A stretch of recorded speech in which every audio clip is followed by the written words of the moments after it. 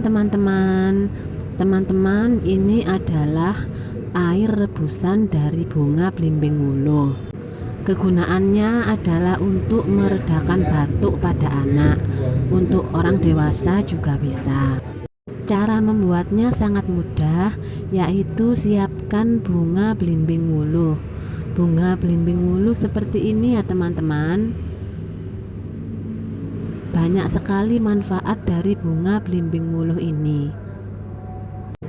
Siapkan juga gula batu secukupnya.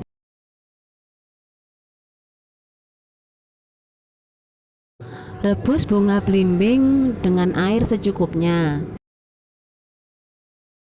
Setelah mendidih, tambahkan gula batu, aduk, dan matikan kompornya. Air rebusan bunga belimbing wuluhnya sudah siap.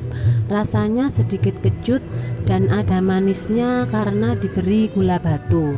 Jadi tidak pahit, anak-anak pasti mau. Terima kasih. Wassalamualaikum.